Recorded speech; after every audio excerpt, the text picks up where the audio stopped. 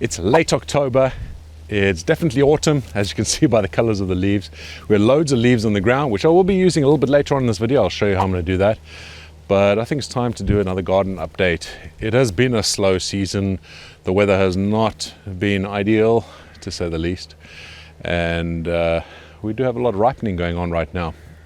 A bit late for most of my plants. The harvest is definitely going to be smaller, but there's quite a lot to see, and it's still an exciting time. So let's get inside the big greenhouse today, a big chump, and see how things are going. And let's look at some beautiful ripe chilies. I might even get to harvest some today. That'll be amazing.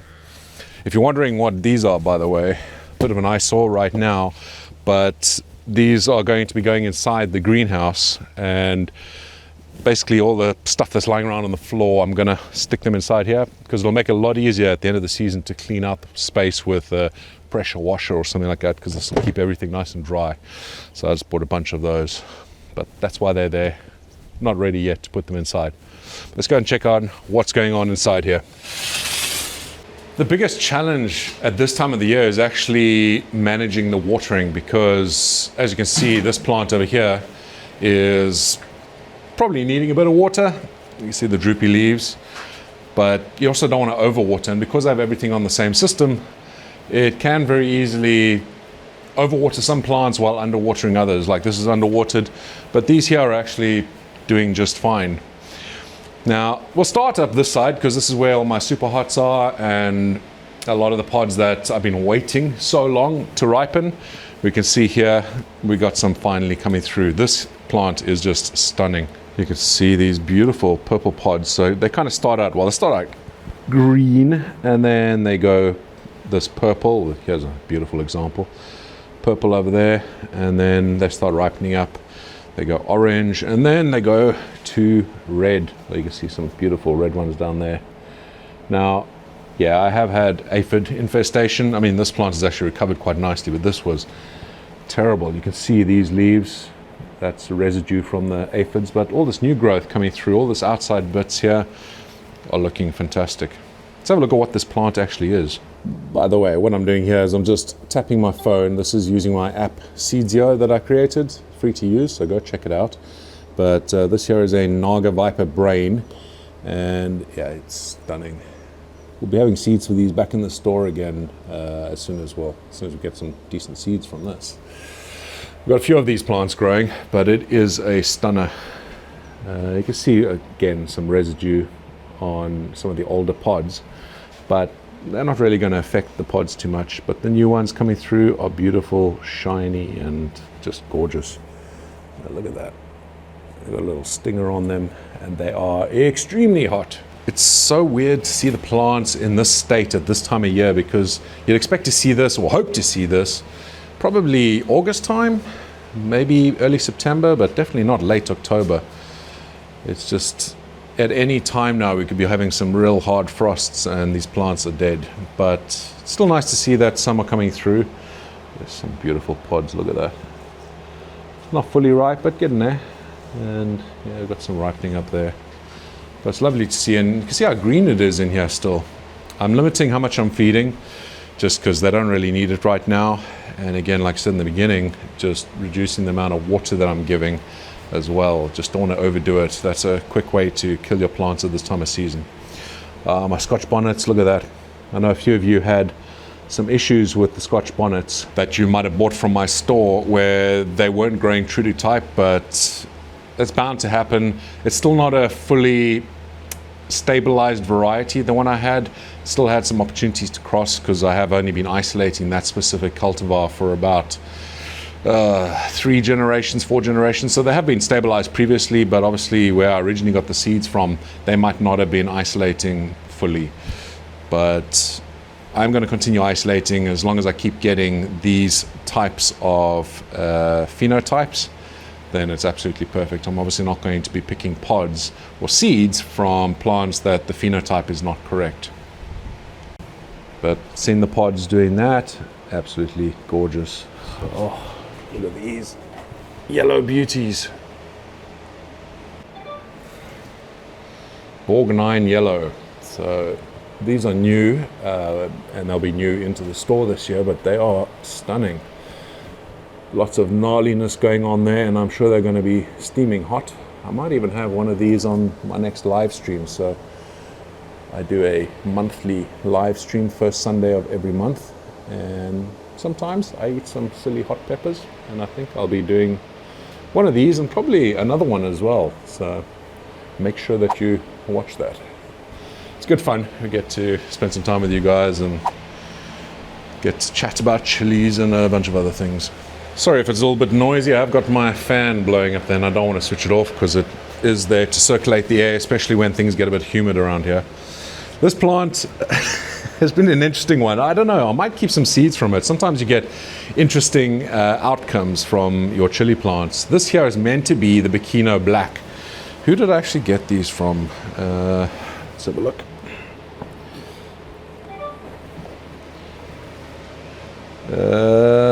Don't have a name on here. I need to go and check that up. But yeah, Bikino Black, they're definitely not black. An interesting shape.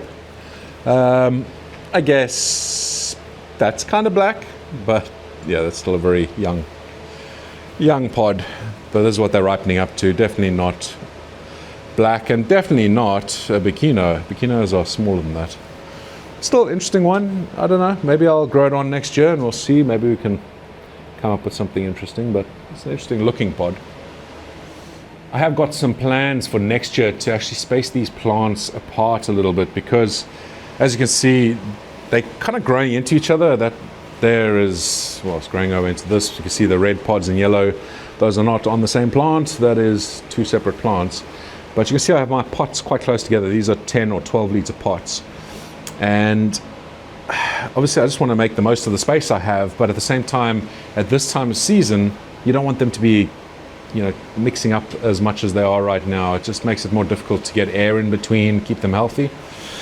So next year I might just halve the number of plants I have in this space. I mean, you can see it looks pretty busy in here. And next year, with the weather being hopefully a lot better than it's been this year, we'll have bigger plants. So this time of season it'll be even worse than what it looks like now. So yeah, we'll be doing that spacing. I'll be figuring it out at the beginning of the season. The thing is, when you are putting the pots out here, you obviously want to plant out as many plants as you can. I start a lot more plants at the beginning of the year than I'm going to end up growing, and I don't want to throw them away. They're like my babies. So yeah, essentially I come out here and I just try and maximize the amount of space I have by just piling them up. And when they're young, when you have the pots laid out like you see over here, it doesn't look so bad. It's just when they start growing that it's a bit of a problem. Anyway, something just caught my eye. Actually, wait, that's another Scotch bonnet that is growing true to type. So if you have had a problem from Scotch bonnets from me this year, please let me know. I happily, if you do make another order from me from my seed store, I will send you some free Scotch bonnet seeds if you haven't had any that grew true to type and you aren't happy. Of course, I'll always do my best to help you guys out. So yeah, get in touch. But I just noticed this plant, the size of these leaves. Wow, holy mackerel. That is massive. That's that's a very interesting plant. If I was going to overwinter a plant, this is probably one that I would, because look at this thing. The pods are just coming through, very late pods. Nothing down here, but that's crazy. What is this? You see, it's actually a smaller pot as well. This is a 7.5 litre pot. That there is 10, but yeah, I did a couple smaller ones. That's 7.5. There's 7.5 at the back there as well. Let's check what this is. If you're enjoying this video, please click that like button, leave a comment down below, and hit subscribe if you want to see more like it. Yellow Scotch bonnet from Chubby's Chillies. So Chubby's Chillies, these are from you.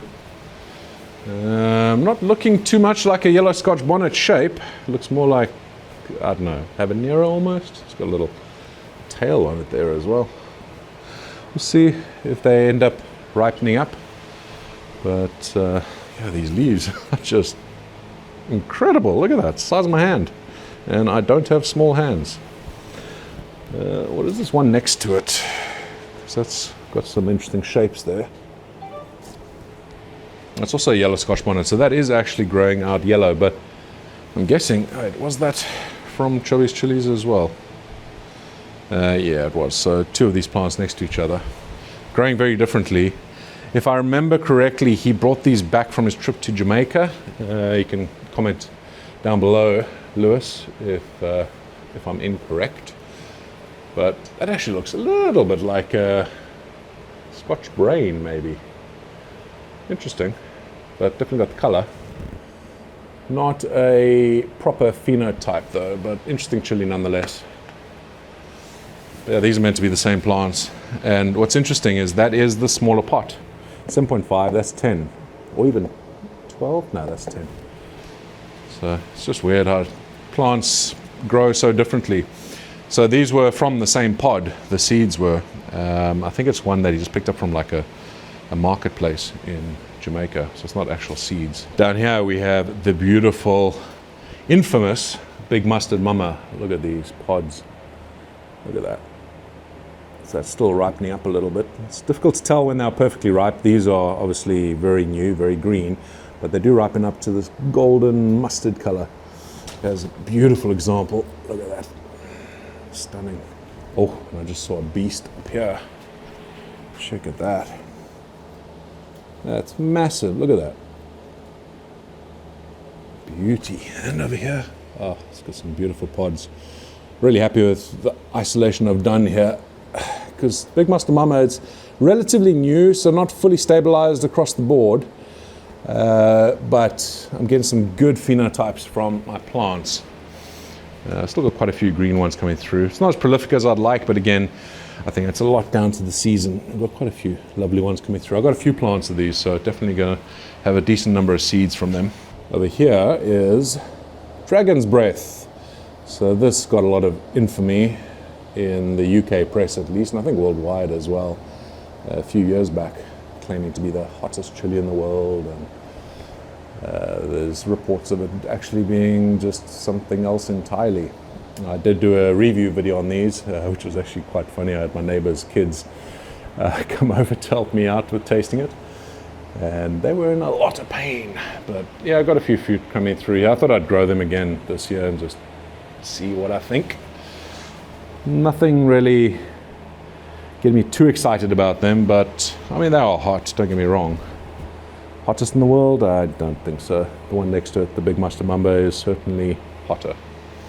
This plant is a great example of just how terrible the season has been. It looks great. Obviously, I've got a lot of chilies on this. This is a Nagamoric, and even last year, or Nagamorich, I don't know, I keep getting corrected with how I pronounce it.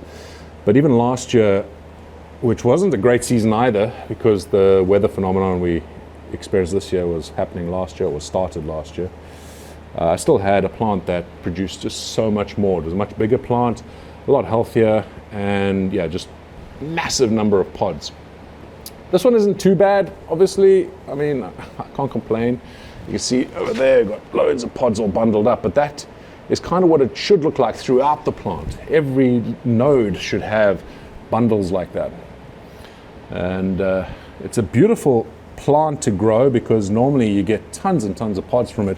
They are extremely hot. They're not at the level of like Primatali or a Big Mustard Mama or anything like that, but they still have a ton of heat and fantastic for really, really hot sauces.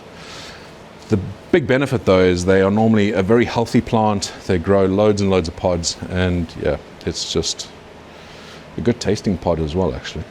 So that's a good look at the hots and super hots that we have inside the bigger greenhouse, Big Chump. And I think let's go have a look at the polytunnel. I think that's a good plan because we can see how the hydroponics plants are doing. It's a proper jungle in there. Wow, we even have some blue skies coming through. It's still cold, but still nice to see it a bit brighter than it was earlier. So the polytunnel is looking pretty amazing if it was August, but not for October. It looks like an absolute jungle in there, but just no real fruit. I mean, we got some fruit coming through, but so far behind. And whether we actually get ripe fruit before the proper frosts come in, that's the question. But definitely looks stunning in here. Just look at that. I'd be super proud to have this looking like this in August. Especially this plant, man, it's just so robust. Now we do have some pods coming through, but you can see loads of flowers still starting out. and that's way too late in the season. But underneath there we have some pods coming through down there as well. This is my Scorpion Chocolate Cross 7-Pot Primo. This is one of my crosses that is doing pretty well. We have mix is still something I'm isolating and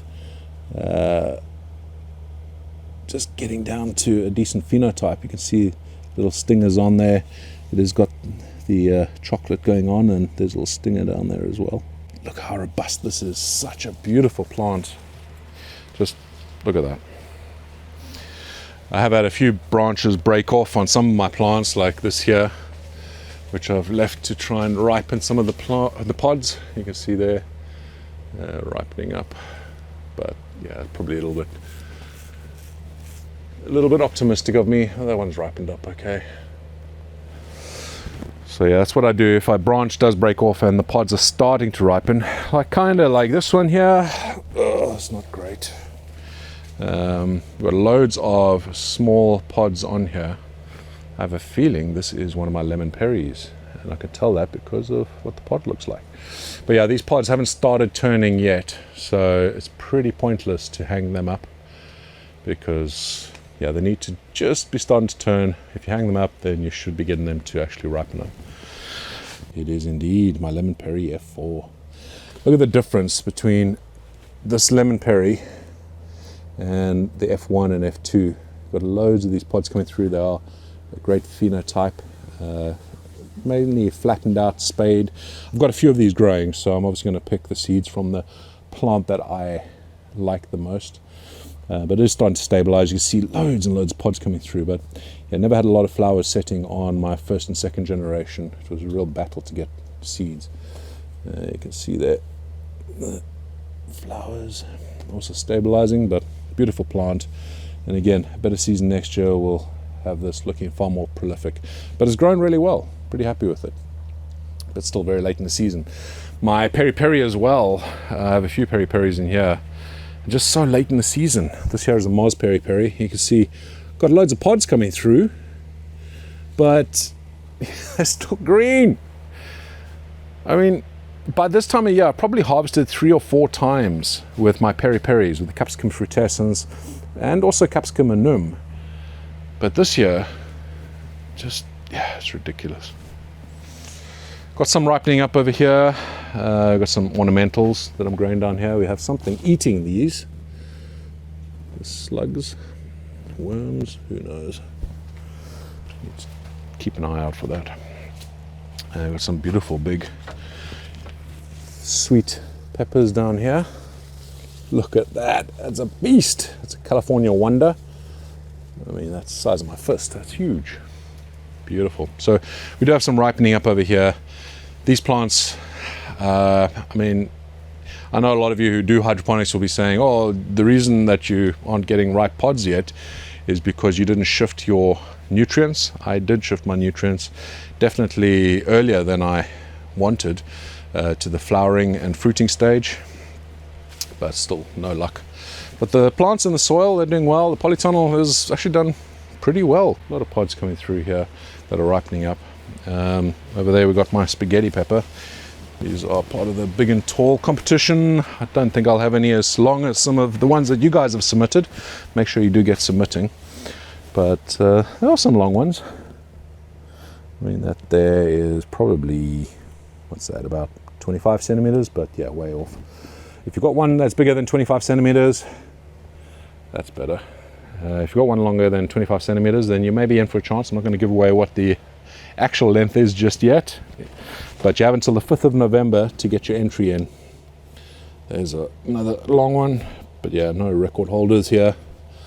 We'll try again next year, but you can see these also aren't ripening up just yet. Some of them are, but there's still loads that aren't ripe, taking forever. I did want to show you my jalapeno. It's my CC jalapeno. By this time of season, I would have had loads of ripe ones. We've got one ripe one on here, but look at these beautiful pods. These are some of the best jalapenos. I mean, yeah, of course, they're my jalapenos that I've grown out and isolated and developed. So of course I'm going to say they're fantastic, but they really are. They taste perfect. They've got a great amount of heat. They're very big. And normally in a normal season, they grow very prolifically. You'll get loads and loads of pods. But still, that doesn't look too bad. We'll get some seeds from there as well to get in the store as soon as we can. Oh, there's one more plant in here that I'll show you before we move on. That's this one here. Check out the size of these things. Look at that. Beautiful. And again, taking a long time to ripen. I mean, back there's a massive one. Let's have a look at what this is. Forgotten offhand. Where is the label? Ah, there's the label down there.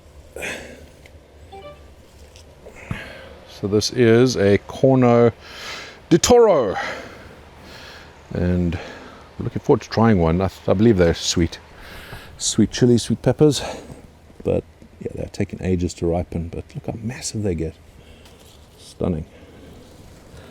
Yeah, check it out. Huge. Okay, let's go have a look at Chump, which is right next door over there.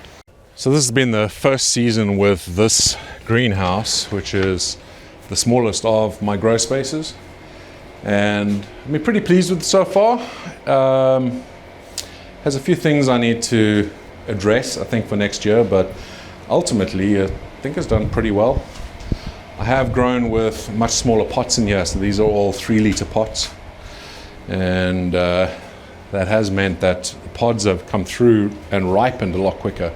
So that's a little tip for you if you are worried about having a short season, especially if you live in a climate like, let's say, Canada, where your season is shorter even than we have here in the UK. Then growing in a smaller pot will force those plants to fruit earlier and also ripen earlier. And it's a great strategy, especially if you are expecting the season not to be great like I expected this year. So we have got a lot of pods in here that are actually ripening up. So many of these plants you already would have seen from my recent eBay, Etsy, and so-called Pepper X videos. So I'm not going to concentrate on them, but you can see there are a lot that are ripening up and looking good. If we move further up here, what are these? These are bubblegums or bleeding chilies. So if a chili is called a bleeding jigsaw, for example, or a bubblegum, it doesn't mean they taste like bubblegum. So this here is a 7-pot bubblegum yellow. What the bubblegum means, or the bleeding part means, is that if you look at the calyx, you'll see that the calyx takes on a very similar or the same color as the pod itself, so it bleeds into the calyx. But for some reason, yeah, they also call them bubblegums. So if you look at a typical calyx, it'll be like that, where you have the green stem or the green calyx. But yeah, that's how you know it's a bubblegum or a bleeding. So that, yeah, 7-pot bubblegum yellow. It's going to be a hot one, but pretty. So I mentioned earlier about the bikinos. This is what a bikino should look like. Like little sweetie drops, I think they call them here in the UK. Little Hershey's Kisses. But these are bikinos. Those will be bikino yellow. I would have loved to have some bikino black. Just confirm that this isn't a bikino black. So yeah, it is bikino yellow. But yeah, the bikino black, that didn't really happen for me this year. There's some more bikino yellow over there. What are these? These are also my jalapeno I was showing you earlier. You could see these are ripening up, obviously a lot quicker than what I showed you earlier. These ones are beyond ripe, so almost ready for me to pick for seeds. But look at the size of these things. They're just beasts, and yeah, great amount of heat. If you want a jalapeno that has a lot more heat, because I read an article the other day that they're actually trying to breed them to have less heat. What's the point of that? It's not a bell pepper if you want less heat. But look at these. These are stunning. Such a small plant as well. We've got about 12, 15 pods on there. It's looking good. Oh, jigsaw brain. Yeah, it's my CC jigsaw brain. So it's another one of my crosses. And it grows really, really well. I need to give these plants a bit of a water. See these leaves curling up. So they definitely need some water. But CC jigsaw brain, I do have some stock left, but not a lot. We'll get them restocked with this season's generation, which I've been isolating as well. But stunning, stunning, and very, very hot. This might be the other one I eat at my next live stream. Marigolds, of course, they're all finishing up their season. I can pick some of these. So if you are growing marigolds, you don't need to go and buy new seeds. Just wait for the heads to die off like this, and then if you open it up, There you have those seeds. Those are marigold seeds. You don't need to keep buying them each year. So I'll be picking, I mean, one head of these will grow plenty. I don't actually like, I mean, this is pretty enough, but I like the other marigold variety because I've got about 4 different varieties that I grew this year, but there's the one I think in the polytunnel that I really like. That needs some water as well. What is that? I think this is the hottest chili I've ever eaten, the chocolate primatali. Now I am going to be growing the warthog. I'm waiting on seeds to come from one of my patrons. If they don't come from him, then I think I have another source for them, but I definitely want to be growing the warthog next year and see what all the fuss is about. Apparently, according to Johnny Scoville, even hotter than the chocolate primatali, which scares the hell out of me because this is an extreme chili. There's another one over here, but these are beautiful. Again, smaller harvest than I would expect, but still we've got some pods coming through, so can't really complain.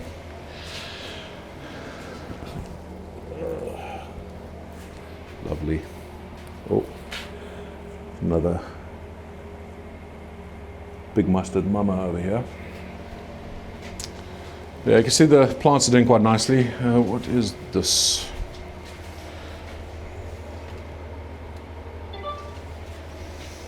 Chiltepin. Yeah, we've got loads coming through on there, but none ripe just yet. Oh wait, I lie. We have got a couple that are ripened up back there as well. Got a few, but still loads to ripen up. I'm hoping we have a bit of an Indian summer, whereas we have a bit of warmth for the next 3 weeks or so, because that's I think how long I need for a lot of my chilies to keep ripening up. The chooks are attempting to sunbathe. You okay? They really don't like this colder weather and the wet weather. We're actually getting some new chickens very soon, which is why we have this new coop over there, because we've got that one there, which is the older coop that we've been using for a while. The chooks love it.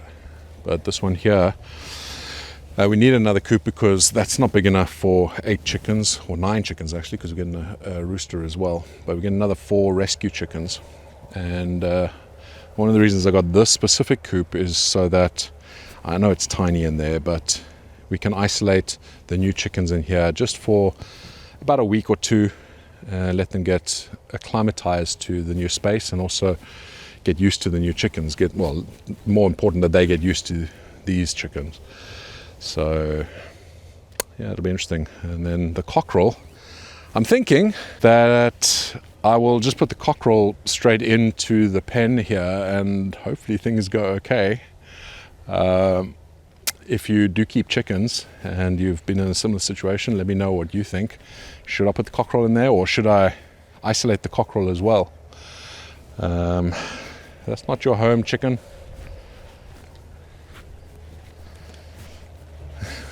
Oh, what's up? I'm going to say hello.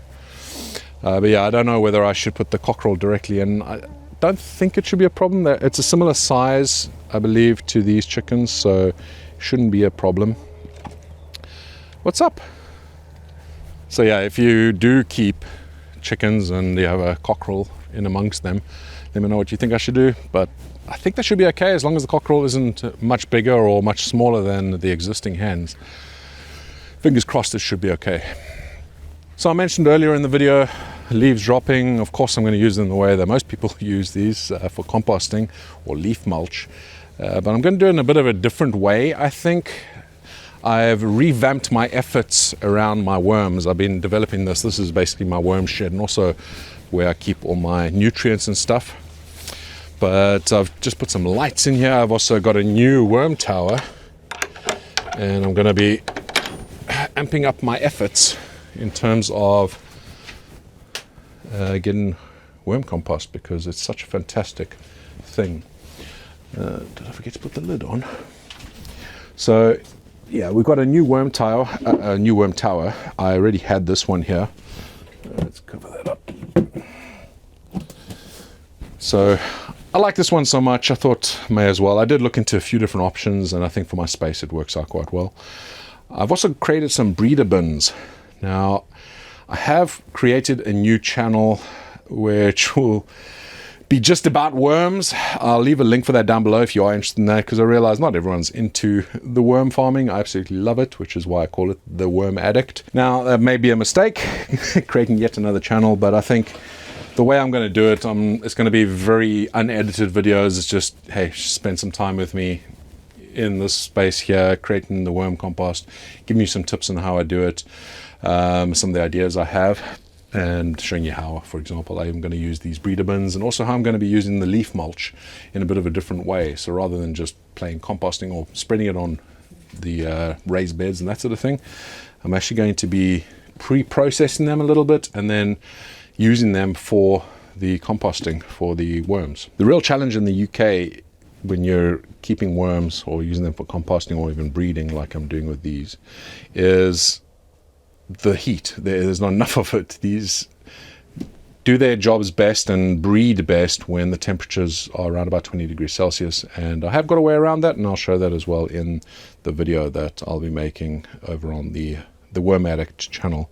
So if you are into composting, vermicomposting, worm composting, all that sort of thing, then go check that channel out. I know a few of my patrons definitely are. Tammy, I'm talking to you. I'll also be uploading a lot of my older worm content from this channel over onto the new channel.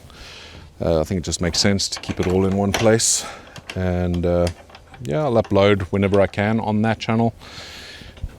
It's just going to be some long form videos that share what I love doing in there. I spend a lot of time in there doing the stuff to make some amazing compost, obviously, for my chili plants. So go check it out if you want to. If you don't, of course, completely understandable. There's the other greenhouse, and pods again are ripening up, but still taking their time. But plants are still looking healthy, so can't really complain. They do need some water though, so make sure I schedule a watering very soon. I want to quickly show you these. The radishes have just grown so massive. Look at these things. It's beautiful. Oh, there's a beast back there. I'll pick some more of these. I have been picking them and having some lovely Bavarian radish salad.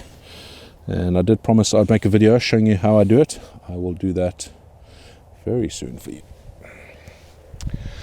Preparing some veggie. We've planted some garlic over there, put some mulch down, and they should start popping their heads out, I'm sure, in the next few weeks. But yeah, I've got lots of garlic planted down here. I've also planted some of my own garlic cloves, so ones that I harvested at the beginning of the year that have dried out. So where this pole is, basically everything that's in line with that along the edge there are going to be my garlic cloves, and then the rest are going to be ones that I bought. See what the difference is, and if it's worth growing out your own pods. I want to show you one last thing. Obviously in the composting area here, when I was talking about the leaves, I did want to show you what I'm going to do with them. Pretty straightforward stuff. I'm sure you guys have seen this in the past, how this is done, but it's a very, very simple way to compost down your leaves. And there it is. Bit of chicken wire, some cheap spikes, and that's it. Shove in a bunch of leaves in there and let it compost down. So very soon, once I've harvested all my chilies, I will be removing the plants from the greenhouses and the polytunnel. And the question that I get a heck of a lot is, what do you do with your used compost from all your chilies? Can you reuse it the next year? Now the answer is kind of yes and no. If it's the first time using the compost, then yeah, throw it into a compost pile or mix it in with some new fresh compost, but definitely do that like in a 50-50 ratio. You don't want to reuse that same compost as is again. It's just not ideal. If it's your second year, so if you've done that 1 year where you've mixed 50% compost with 50% used, then don't use it again. Go and spread it on your raised beds, or put it in a corner somewhere, enrich it with grass clippings, that sort of thing, and let it get further enriched with new nutrients and that sort of thing. But definitely don't use it for a third year. And a big thing to keep in mind as well, Where is it? Sorry, my lock. Another thing to keep in mind as well is if any of your plants have shown any disease, then don't reuse that compost. Rather just put it away, put it in a corner somewhere, let it sit for a year or two. Hopefully you'll have some healthier compost or healthier soil by the end of that year or two. But don't use it again for your chili plants. It's just not ideal. Thank you so much for watching. I hope you enjoyed it, and until the next one, stay spicy.